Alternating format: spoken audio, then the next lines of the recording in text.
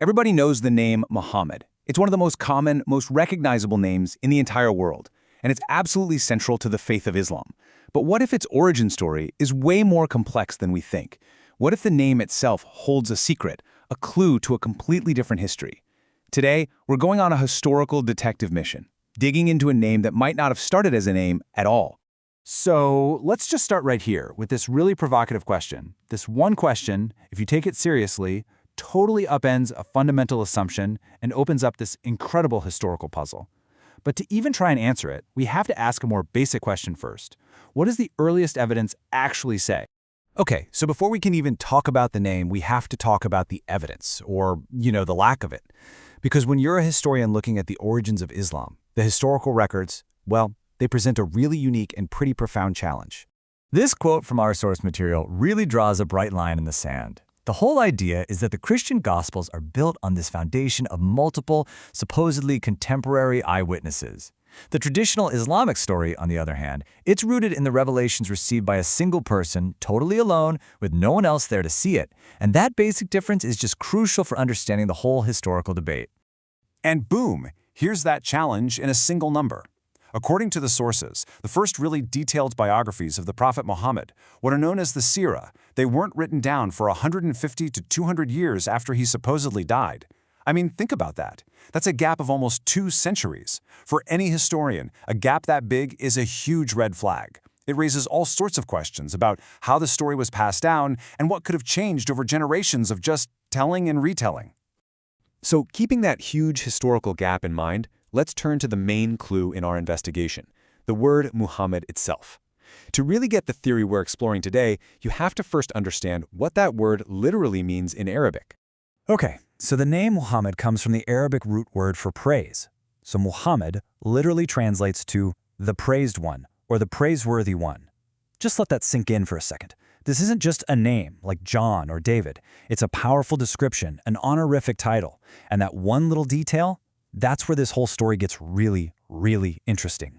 And here's the kicker. Historical research suggests that back in 7th century Arabia, al-Muhammad wasn't exclusively a proper name. It seems like it was used more broadly as a title. Something you would call someone who is praiseworthy. And this is where the evidence takes a turn you would never see coming. Some of the biggest clues for this whole theory don't come from early Islamic sources. No, they come from the very people you would least expect. Early Arabic-speaking Christians. You heard that right. According to the research of several top scholars, we have inscriptions, even graffiti, from the 7th and 8th centuries discovered in places like northern Arabia that contain Christian prayers referring to Jesus as Al-Muhammad, Jesus, the praised one. And this is where all the different puzzle pieces start to click together. You have pioneering scholars like Patricia Crone and Michael Cook pointing to this stuff. Arabic Christian inscriptions, Syriac Christian texts, the language people were using at the time. And they argue that the praised one was a title that was already out there, often used for Jesus, before it ever got attached to the Prophet of Islam. So you can kind of see this shift happen. On one side, you've got this early evidence of the praised one being used as an honorific, a title for Jesus. And on the other side, you have the later established Islamic tradition where Muhammad is the proper name of a specific man. So the billion-dollar question is, how did we get from A to B? This brings us to a really important concept that scholars use to explain how this could have happened. It's a process called historicization. So how on earth could a title, just a concept, morph into a distinct historical person with a whole detailed life story? Basically, historicization is the process of taking a symbolic idea, in this case the idea of the praised one, and then building a real, concrete historical story around it, complete with a biography, a family, battles, a whole life. It's essentially about turning a title into a man. So the theory goes something like this, in 3 steps. First, the title Al-Muhammad is already being used by some Christians for Jesus.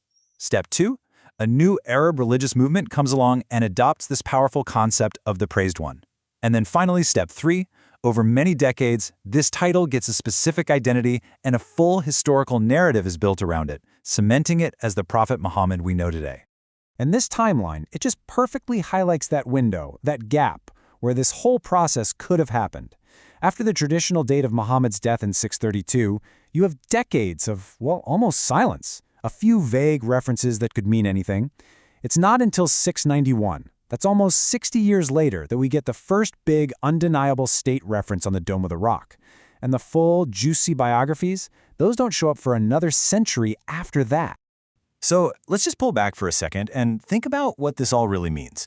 This historical approach, it creates a fundamental tension, right?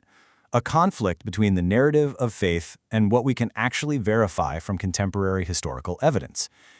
The source material really frames the contrast this way. Christianity's core claim rests on a public event, the resurrection, which was supposedly seen by lots of witnesses. This theory we've been exploring suggests that Islam's core claim rests on the story of a single man, a story that just doesn't have verification from sources written during his lifetime. All right, so let's do a quick recap. First, the word Muhammad is literally a title meaning the praised one. Second, there's actual inscriptional evidence that this title was used for Jesus by some early Arab Christians. Third, a major scholarly theory proposes that this title was later historicized into a distinct person, and all of this just throws a spotlight on that deep, often uncomfortable tension between history and faith.